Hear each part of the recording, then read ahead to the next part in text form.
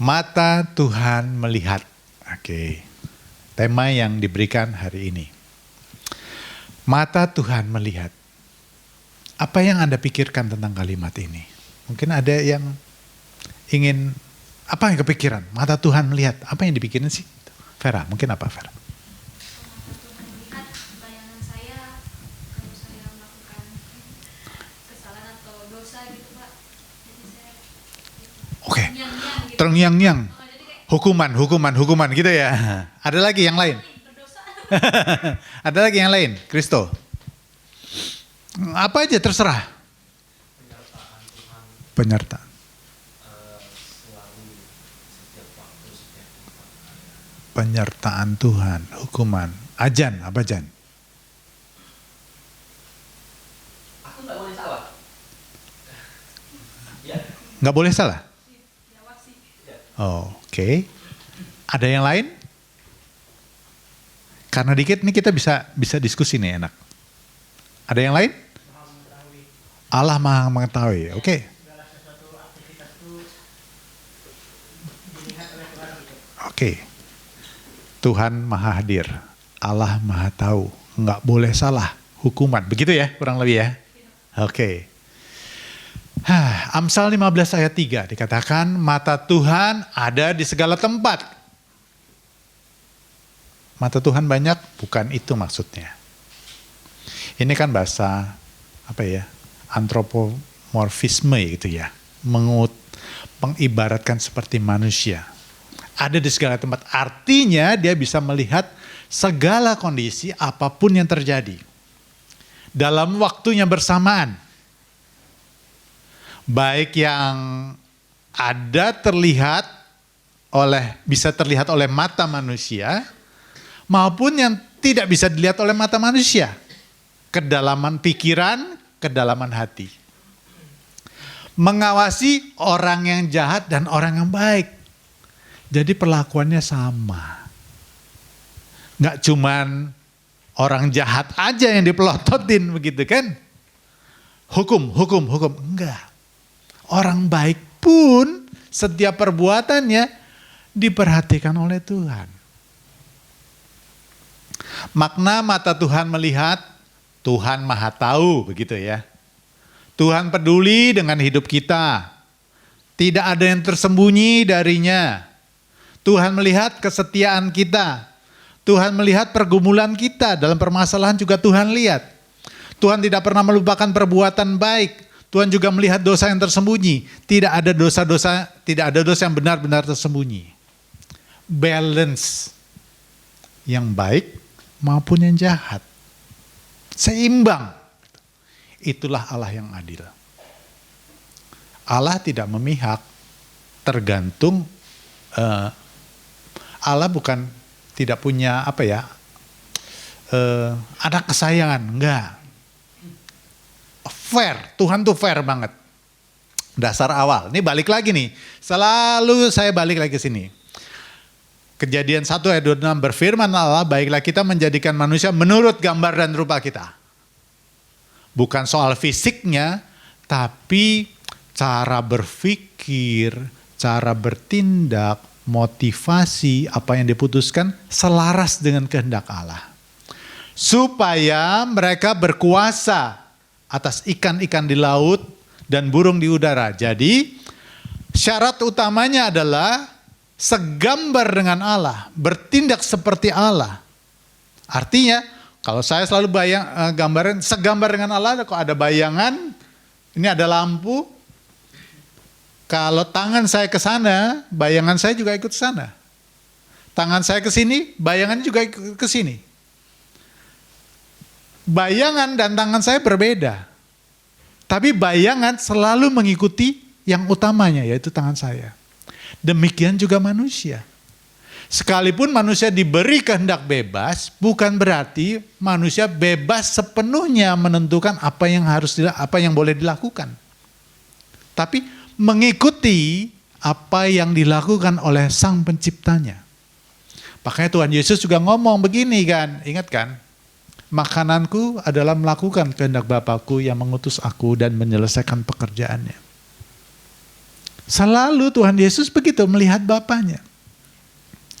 Satu-satunya kejadian ketika sedikit hampir ada perbedaan ketika di Taman Getsemani. Kalau boleh cawan ini berlalu daripadaku. Tetapi bukan kehendakku yang jadi. Dia menundukkan dirinya, kehendaknya kepada kehendak Bapaknya. Biar kehendakmu yang jadi. Itu satu-satunya poin yang jelas kita baca. Maka Allah melihat segala yang dijadikannya itu sungguh amat baik. Artinya, manusia diciptakan hari keberapa? Masih ingat sekolah minggu? Hari keberapa? Ke-6. Sebelum manusia diciptakan, semuanya diciptakan oleh Tuhan. Artinya, semua kebutuhan, semua keperluan telah diciptakan sebelumnya, sebelum manusia itu dijadikan. Berkat-berkat itu sudah disediakan Tuhan sebelum kita memintanya. Tuhan tahu apa yang akan dibutuhkan oleh manusia. Dan Tuhan menciptakan semuanya itu ketika kondisinya segambar dan rupa Allah, supaya dikelola alam bumi ini bisa dikelola, semuanya berjalan dengan baik. By default,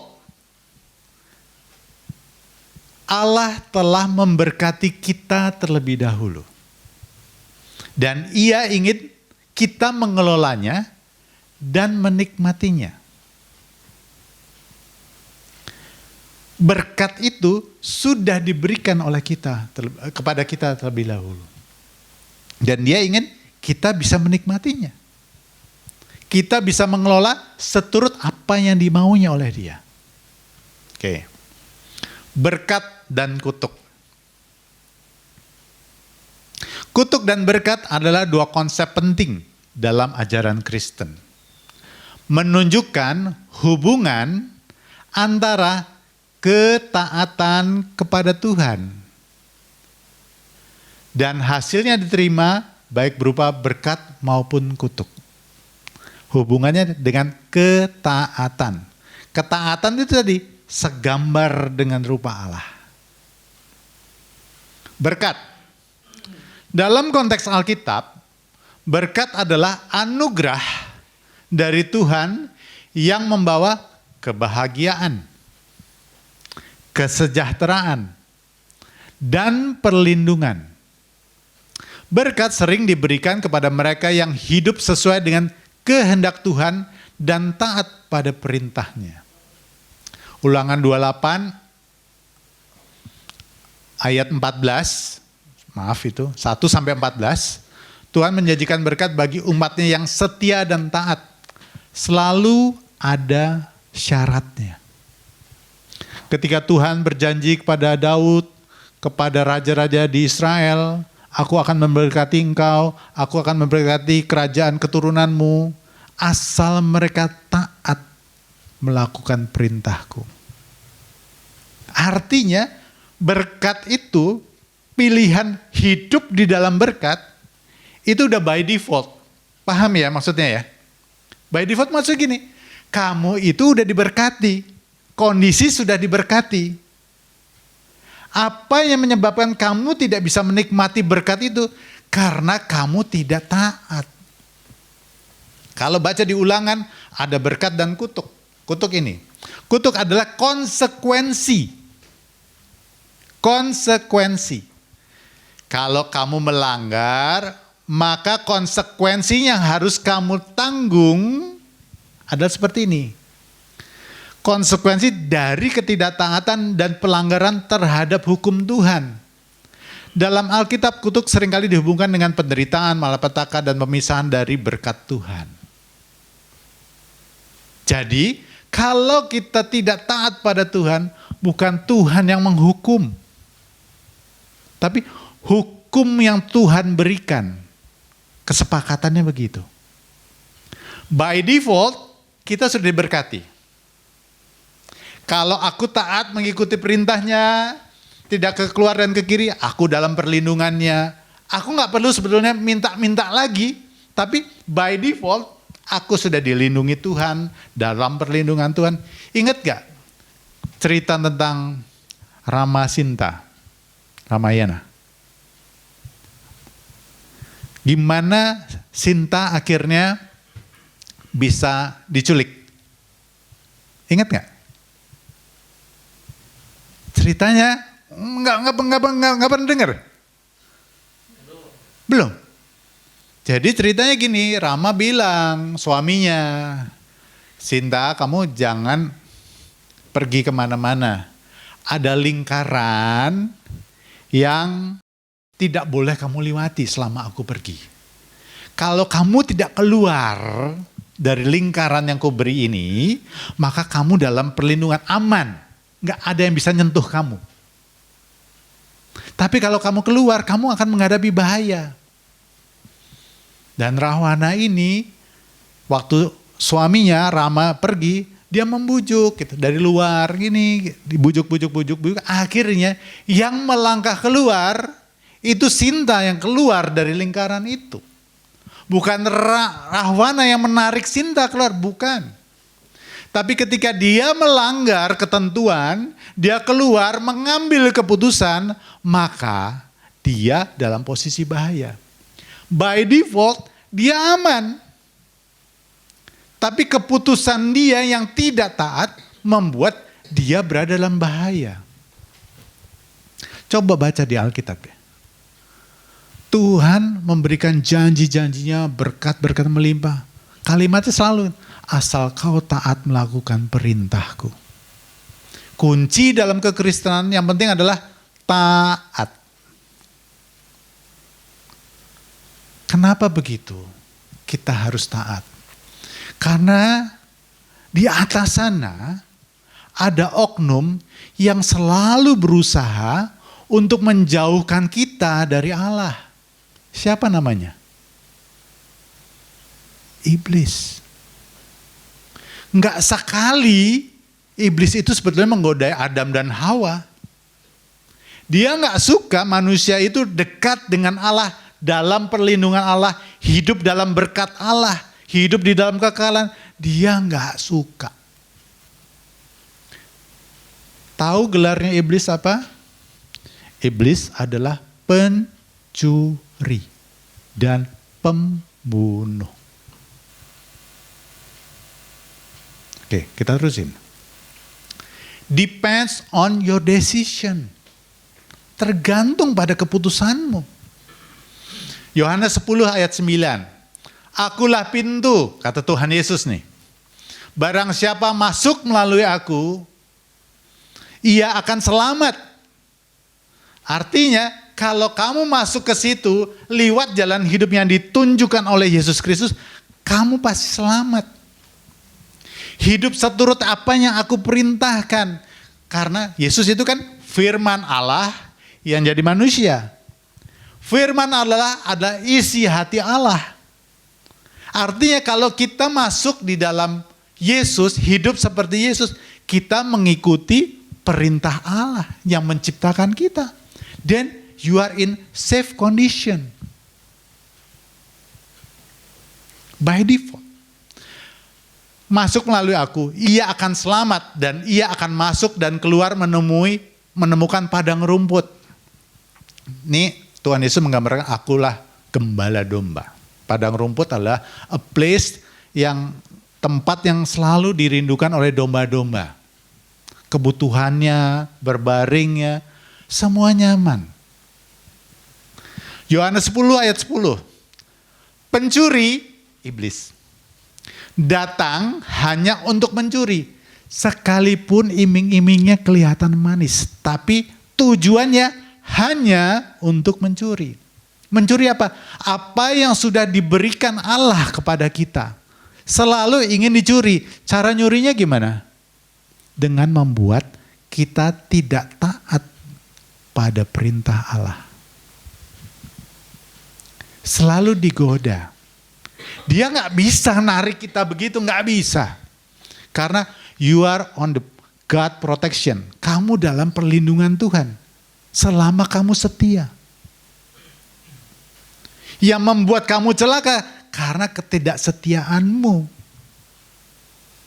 Ingat ceritanya bagaimana iblis berusaha memprovokasi Tuhan untuk mencobai Ayub? Cerita Ayub? Tuhan bilang, Tuhan yang cari gara-gara mungkin ya. Iblis, kamu lihat gak hambaku Ayub? Iya, jelas aja kamu lindungi sih, kamu berkati. Artinya, iblis memang gak bisa ngapa-ngapain Ayub. Ya jelas aja, oke. Dia dalam tanganmu, asal jangan sentuh nyawanya. Siap. Iblis gak bisa masuk kalau tidak ada alasan kuat atau hukum Tuhan yang dilanggar oleh manusia. Karena apa? By default, dalam berkat dan pemeliharaan Tuhan. Pencuri datang untuk mencuri, membunuh, dan membinasakan. Aku datang, kata Tuhan Yesus, supaya mereka mempunyai hidup dan mempunyai dalam segala kelimpahan. Kenapa Tuhan Yesus datang? Karena upah dosa adalah maut. Satu dosa aja hukumannya maut. Terpisah dari Allah selama-lamanya. Kenapa begitu? Karena hukuman itu oleh satu dosa itu harus ada yang bayar. Tanpa kematian Tuhan Yesus di atas kayu salib, tanpa darah Yesus yang tercurah, tidak ada yang bayar. Maka hidup selalu dalam kutuk. Hukuman itu harus dibayar. Makanya Tuhan Yesus datang untuk itu. Kenapa Tuhan Yesus itu datang? Karena Allah sangat mengasihi manusia. Akulah gembala yang baik. Gembala yang baik memberikan nyawanya bagi domba-dombanya. Bahkan, tahu nggak pekerjaannya Daud itu apa? Pekerjaannya Daud apa? Gembala domba. Dombanya ada berapa? Ada banyak nggak? Paling cuma 3. Dia bukan gembala yang besar, bukan. Dia orang yang diremehkan. Tapi Daud mempertaruhkan nyawanya untuk menyelamatkan, melindungi dombanya. Yang sedikit itu. Bahkan dia melawan singa. Dia mau mempertaruhkan nyawanya. Demikian juga Tuhan begitu. Dia sangat mengasihi kita. Dia rela mati bagi kita. Dan apa yang terjadi? Kan gini. Akulah pintu, barang siapa yang masuk melalui aku, ia akan selamat dan ia akan masuk dan keluar dan menemukan padang rumput. Pencuri datang hanya untuk mencuri, membunuh dan membinasakan. Dan apa yang terjadi? Manusia cenderung tidak taat pada Allah. Lebih mengikuti keinginannya sendiri. Kecenderungan hatinya begitu. Belum lagi terus diprovokasi oleh iblis. Yang memang tujuannya untuk membinasakan kita.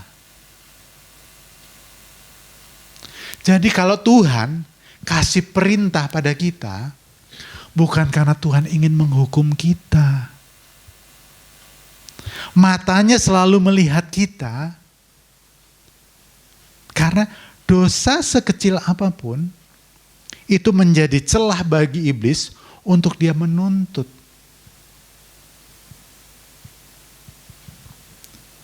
Tuhan ingin, hei jangan lakukan itu. Dia ingin supaya kita hidup benar, seturut hukumnya, supaya kita aman dari tipu muslihat iblis.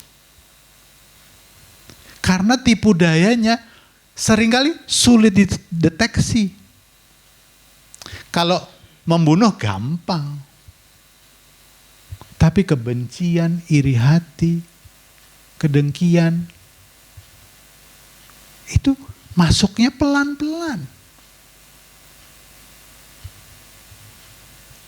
manusia cenderung tidak taat pada Allah, lebih mengikuti keinginannya sendiri. Allah yang memulai. Terpujilah Allah dan Bapa Tuhan kita Yesus Kristus.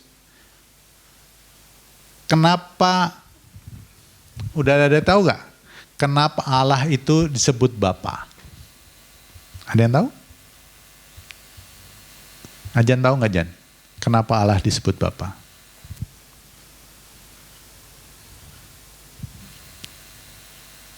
Mungkin karena dia sumber semuanya. Nah, betul. Ada ayatnya tuh.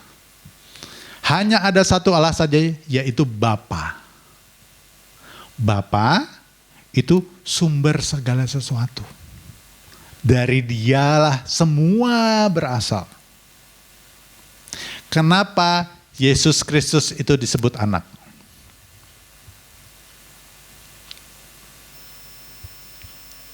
Karena dia melakukan kehendak Bapa. Itu perbuatannya. Tapi kenapa disebut anak?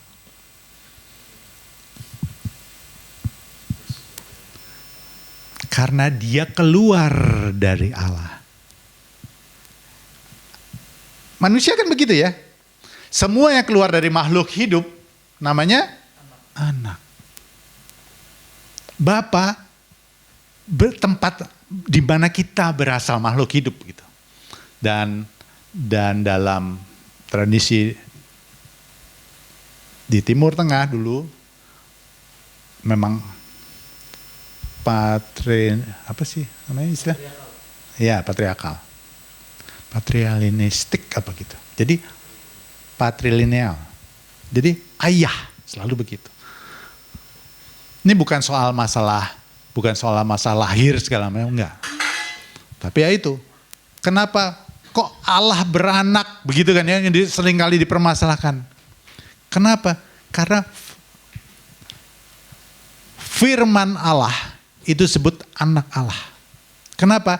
Karena firmannya itu keluar dari Allah, yaitu Bapa itu.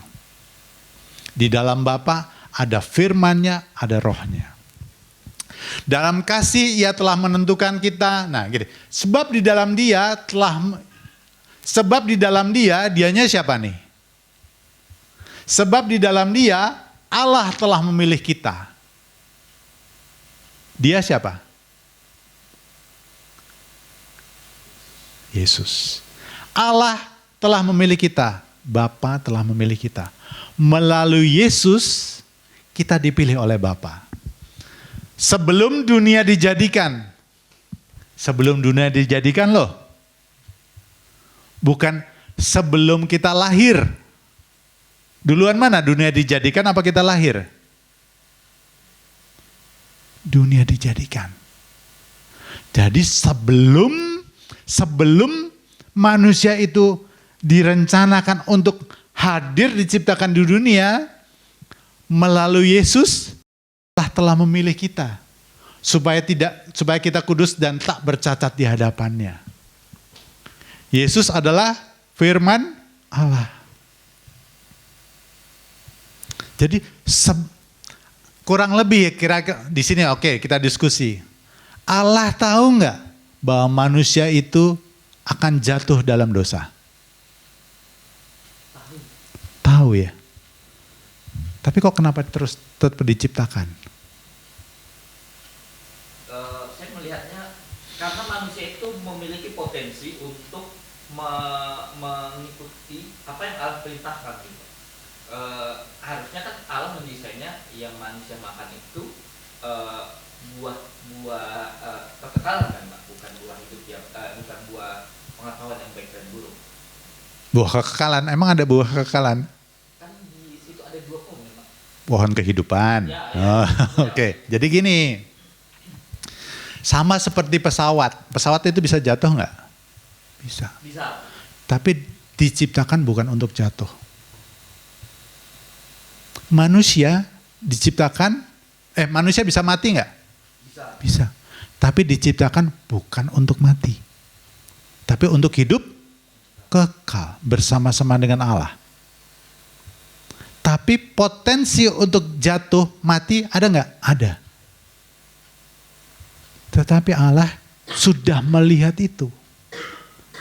Solusinya sebelum manusia diciptakan, solusinya sudah disiapkan oleh Allah.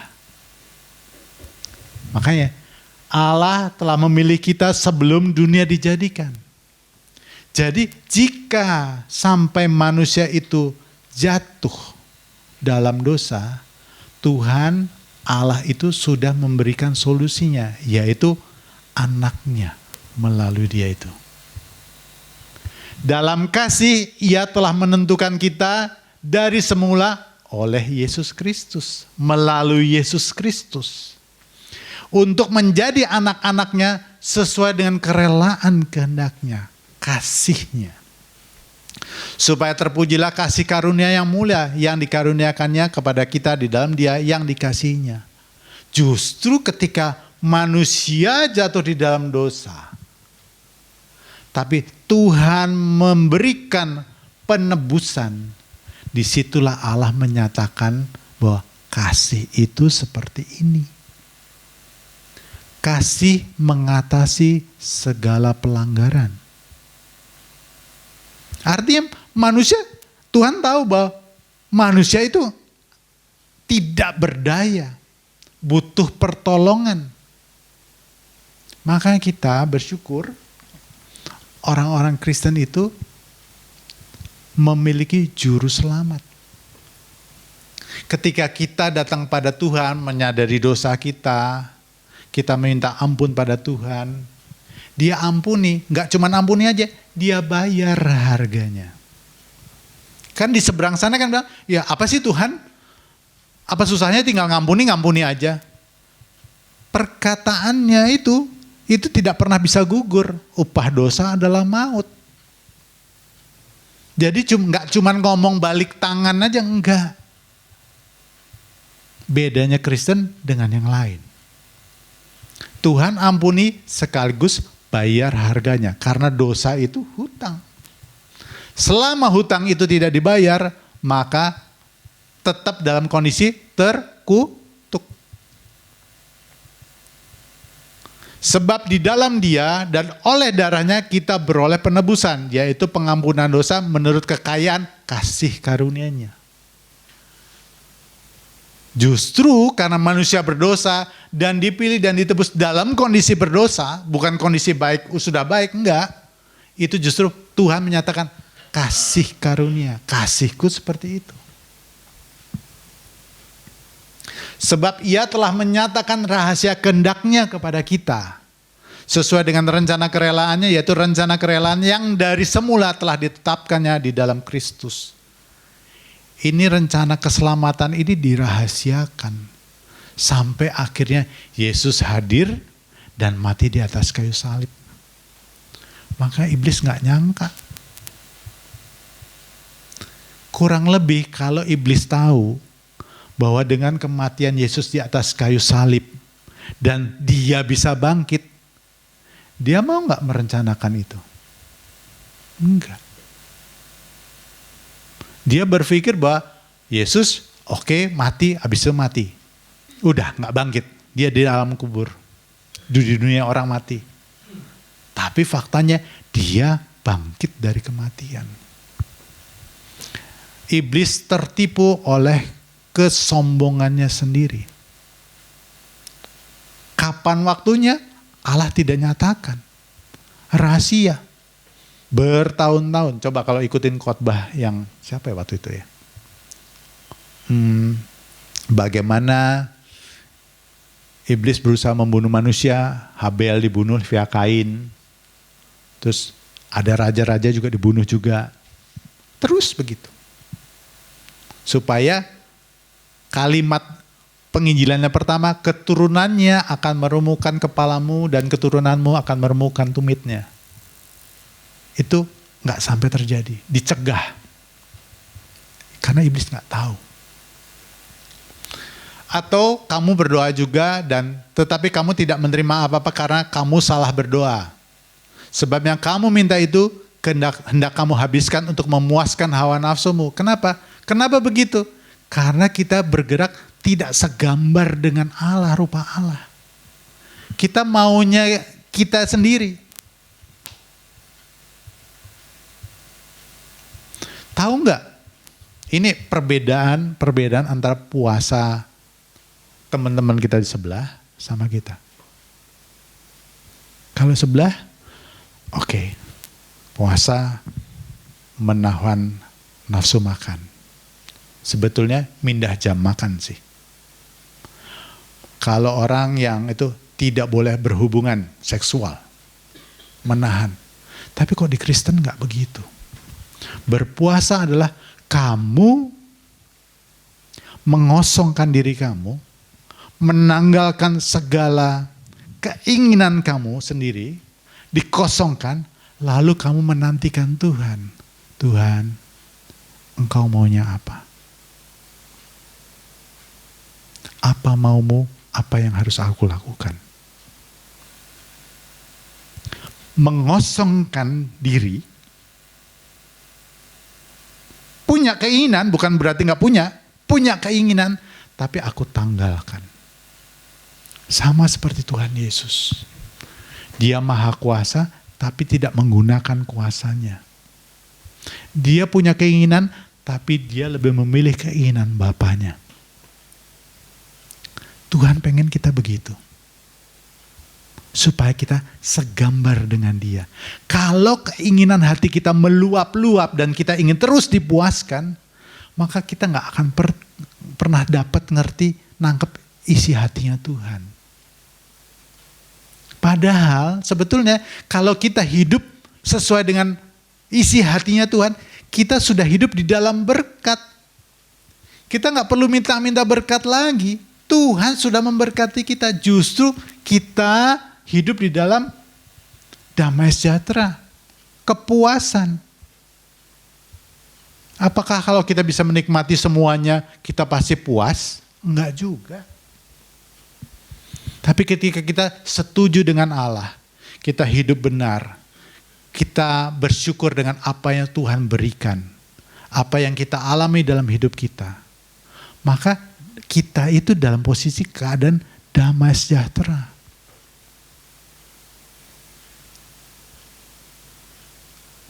Janganlah kamu menyangka bahwa kitab suci tanpa alasan berkata, roh yang ditempatkan Allah di dalam diri kita diingininya dengan cemburu. Diingininya dengan cemburu. Asal tahu aja bahwa kita ini diingini Allah dengan cemburu. Yang punya pacar tahu nggak artinya cemburu? Tahu ya? Nggak pengen ada yang lain ya? Cuman satu, ke gue aja. Tuhan juga gitu loh. Aku gak pengen ada Allah lain. Aku gak pengen ada ilah lain. Aku gak pengen kamu punya yang lebih penting dari aku. Karena kalau ada yang lebih penting dari aku, pasti pelan-pelan kamu serong. Kamu akan makin jauh dari aku. Tapi kalau kamu melekat pada aku, apa yang kamu butuhkan, aku tahu, aku bisa kasih. Pasangan hidup yang akan membuat kamu bahagia, aku tahu.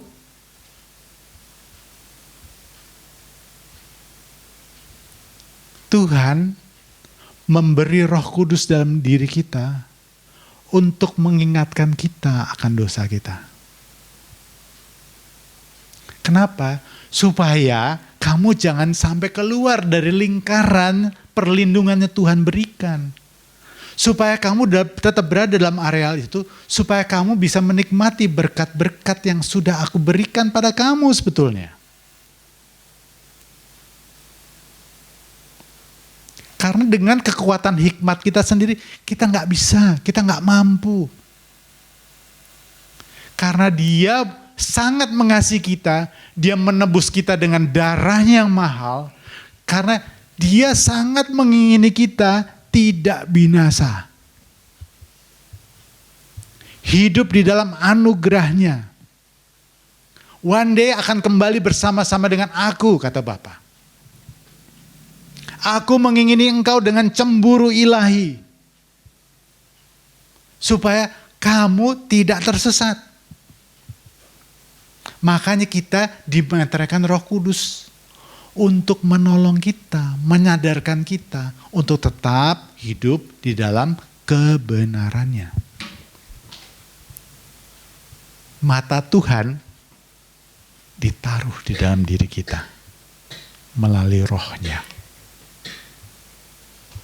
Bukan hanya melihat perbuatan kita, tapi isi hati dan pikiran kita. Kenapa? Karena Dia ingin kita kudus tak bercela. Tadi kan ada ya? Jadi, jangan curiga sama Tuhan. Aku kok gak dikasih. Aku kok kayaknya gimana gitu. No. Kita ini sangat berharga di mata Bapa. Dia mengingini kita dengan cemburu. Dia tidak ingin kehilangan kita. Tapi kita juga diberi kehendak bebas. Kehendak bebas untuk memilih Allah sebagai Bapa kita atau yang lain sebagai Bapa kita. Kalau kita anak Allah, Dia Bapanya, Bapa kita, maka kita akan melakukan dengan taat dan setia apa yang Dia perintahkan ya. Supaya kita diberkati? No. Kita sudah diberkati supaya kita bisa menikmati berkat yang sudah diberikan pada kita. Supaya kita bisa dalam perlindungannya terus menerus. Nanti kalau teman-teman udah jadi orang tua, punya anak, akan tahu rasanya itu. Kalau anak, apa sih orang tua gue ngelarang ini, gue gak boleh gini-gini, terus gitu. Nanti kalau udah jadi orang tua, kau punya anak, akan tahu rasanya. Aku pengen anakku sekolah, supaya aku pengen masa depan kamu baik. Kamu terlatih begini, supaya kamu selamat. Kamu gak begitu, supaya kamu selamat.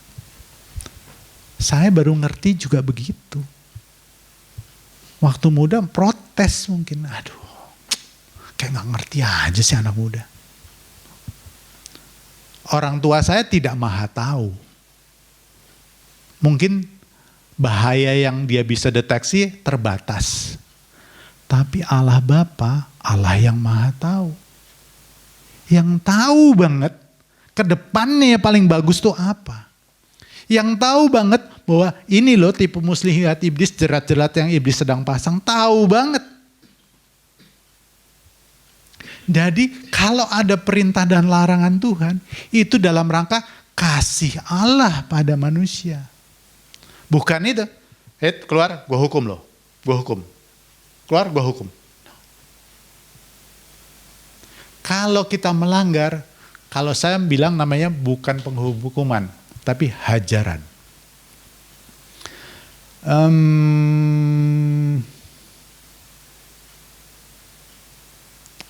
Nih, jikalau kamu mengasihi aku, kamu akan menuruti segala perintahku. Aku akan minta kepada Bapa, Ia akan memberikan kepadamu seorang penolong, yaitu Roh Kudus, supaya Ia menyertai kamu selama-lamanya, karena kamu memang perlu disertai. Hai saudara-saudara yang kasih, kamu senantiasa taat, karena itu tetaplah kerjakanlah keselamatanmu dengan takut dan gentar. Kenapa dengan takut dan gentar? Karena iblis selalu berusaha membuat kita serong keluar dari jalannya. Dia ingin terus mencuri berkat Tuhan. Kalau kita keluar, maka berkat yang Tuhan sudah siapkan, sediakan bagi kita, dicurinya. Kita gak bisa nikmati.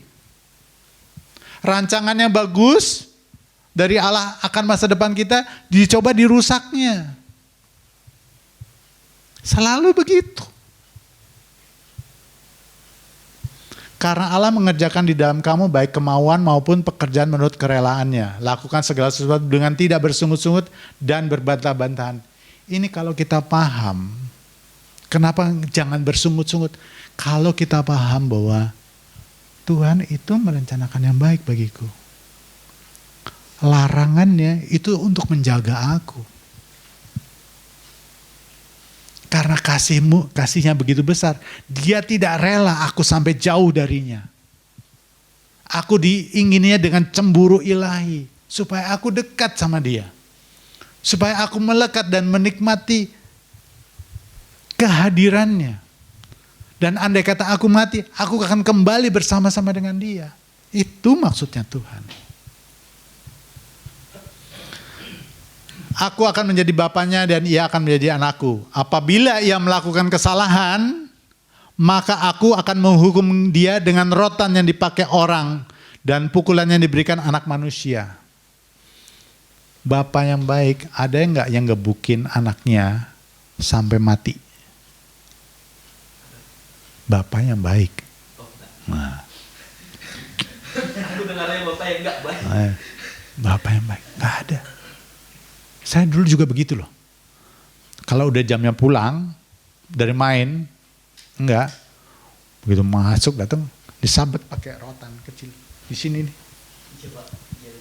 Dia, papa saya nggak pernah ke atas, selalu ke bawah, supaya mengingatkan. Apakah papa saya benci sama saya? Enggak. Dia berusaha untuk mendisiplinkan saya. Supaya kamu tidur siang, kamu bisa segar lagi, kamu bisa belajar. Masa depan kamu supaya cerah. Kamu gak main terus. Justru bapak yang gak baik, oh dia main-main aja, oh gak apa-apa, santai aja. Kalau udah gede, susah dididik lagi. Baru ngertinya kapan? Setelah saya gede. Setelah pemikiran itu lebih matang. Setelah tahu motivasi papa saya. Waktu kecil saya nggak tahu. Demikian kita juga gitu. Kalau kita bayi rohani nggak tahu rencana yang Allah itu apa. Minta pengennya terus saya. Dan iya waktu bayi rohani minta dikit dikasih. Tapi Tuhan melatih kita untuk semakin peka mendengar suaranya. Supaya tahu isi hatinya Tuhan. Supaya bisa menjadi kawan sekerja Allah. Orang yang bisa terima, ya aku terima Tuhan. Aku bersyukur dengan apa yang Tuhan izinkan terjadi dalam hidupku. Karena Tuhan baik. Karena paham Tuhan gak merencanakan rencana kecelakaan. Ada rencana yang lebih mulia, lebih baik. Yang saat ini aku gak bisa pikirin. Gak nangkep, belum nangkep. Dihajar. Kapan Tuhan, kalau saya, Tuhan menghukum kalau habis itu orang itu mati. Artinya nggak ada kesempatan lagi untuk memperbaiki diri. Sudah dikasih kesempatan, dikasih peringatan berkali-kali, tapi nolak terus. Kalau sekarang orang percaya namanya mendukakan Roh Kudus. Artinya orang itu lebih memilih yang lain menjadi bapaknya daripada Allah di surga. Ya sudah. Di dalam kemahatauannya Tapi kalau kita masih menerima hajaran Tuhan dan kita masih bisa bernafas, artinya Tuhan kasih kesempatan untuk kita kembali. Bertobat. Coba deh Tuhan Yesus ketika ketemu orang berdosa, diceramahi panjang-panjang enggak? Enggak. Cuman bilang ini, ya bertobatlah, jangan lakukan lagi ya. Tuhan kasih kesempatan. Kitanya aja yang manusia ini sesama manusia suka seringkali nggak rela. Coba kalau di ruangan sini ketemu Saulus zaman dulu gimana?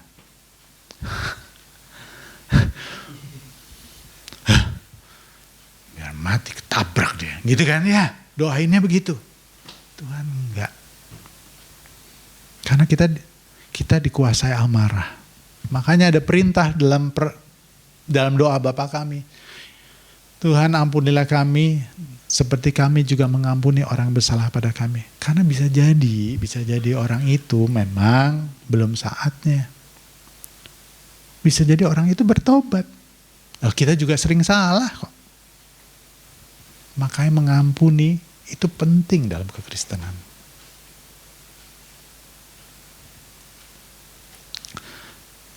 Saya suka banget nih, beberapa waktu lalu Pak Heri posting ini. Ingat gak tulisan ini? Tuhan tidak menjanjikan jalan tanpa air mata. Tetapi ia menjanjikan bahwa setiap tetesan air mata tidak sia-sia. Asal kamu hidup dalam penyertaan Tuhan. Hidup dalam kebenarannya. Kenapa? Ya kalau kita lihat para rasul, mereka menderita. Tapi penderitaan itu adalah kehormatan bagi mereka karena bisa diberi kesempatan turut menderita bersama dengan Kristus. Penderitaan di dalam ketika melakukan kebenaran. Bukan karena kesalahan, karena ketidaktaatan kita. 1 Petrus 4 ayat 13. Sebaliknya bersukacitalah sesuai dengan bagian yang kamu dapat dalam penderitaan Kristus. Supaya kamu juga boleh bergembira dan bersukacita pada waktu ia menyatakan kemuliaannya. Waktu kita balik. Karena beda lah yang biasa-biasa aja yang sama yang orang menyerahkan nyawanya bagi dia. Beda lah. Menderita karena melakukan ketaatan pada perintahnya. Levelnya beda. Nggak semua kita mendapatkan kesempatan itu. Oke, ini lagu boleh di play.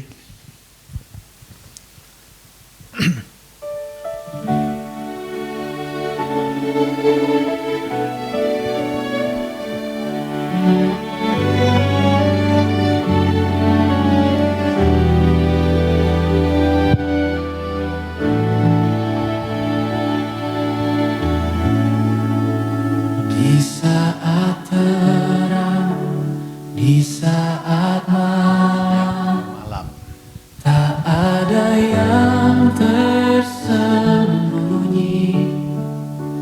Langkah hidupku kau perhatikan, kasihmu selalu Kasihnya selalu menemani kita dalam segala kondisi.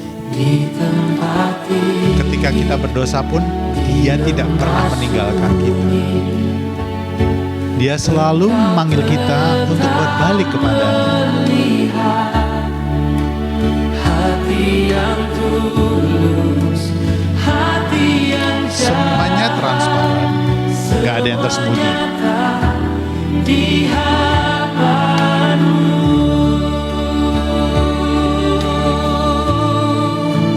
Mata Tuhan ada di segala tempat, melihat hidup manusia yang setia, yang berjalan benar. Kau pelihara selalu. Karena ini by default pemeliharaan Tuhan. Mata Tuhan ada di segala tempat, tak pernah jauh dariku. Ajarku hidup benar di hadapan Tuhan. Diajar terus. Karena manusia ini seringkali lupa dan seringkali diserongkan oleh iblis dan dunia, daya tarik dunia. Dari terang wajahmu, tapi berjalan dalam terang. Kepencet. Tuhan lihat hatiku,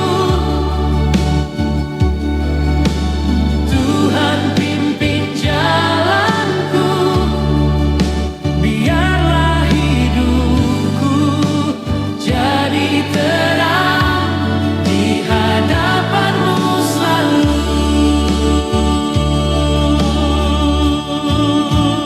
Mata Tuhan ada di segala tempat, melihat hidup manusia yang setia, yang berjalan benar. Kau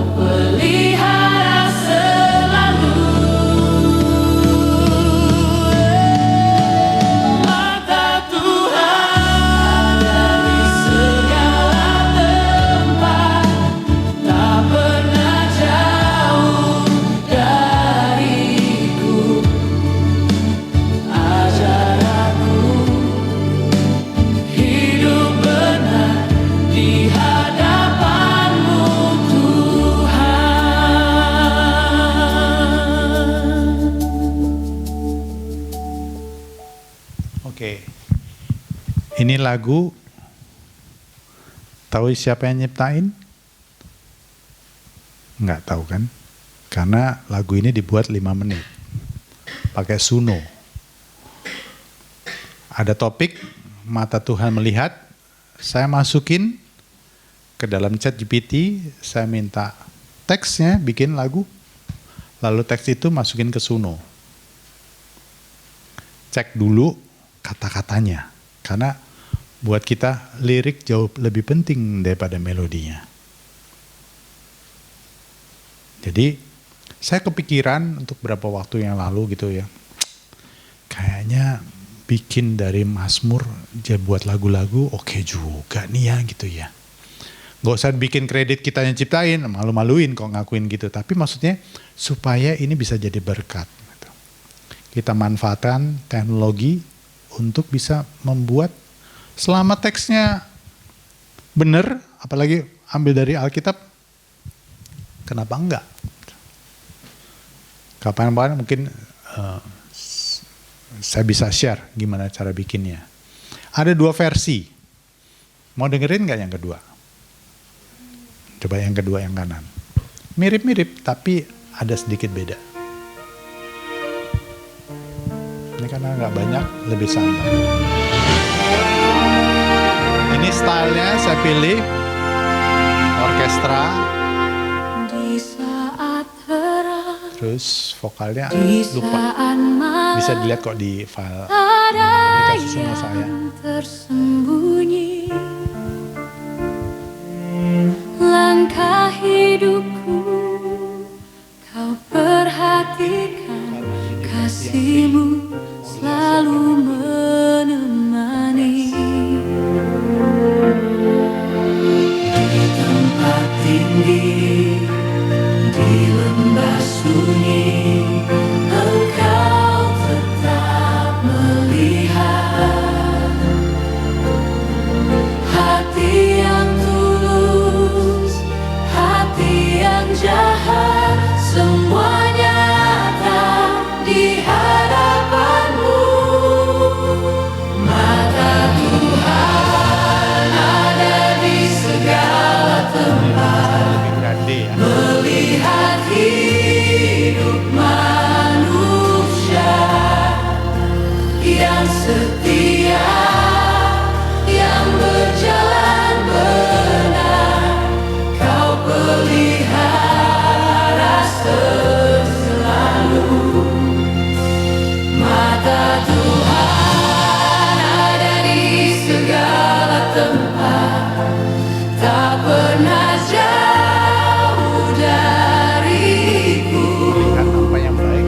Ajar aku Pergumulan kita dia juga. hidup benar Kesalahan kita dia juga. di hadapanmu Apa aja? Tuhan. Tinggal decision kita tuh gimana mau. Kita mau bayarnya gimana. Bukan untukku Tuhan kasih kita kehendak bebas untuk memilih, untuk menjadikan dia Tuhan kita, Tuhan di atas segala Tuhan, menjadikan dia Bapa kita, atau pilih yang lain. Kalau kita sudah menerima keselamatan dari Tuhan dan kita paham bahwa kita diingini dengan cemburu ilahi, maka ya agak konyol banget kalau kita memilih jalan yang lain. Biarlah hidupku jadi terang di hadapanmu selalu.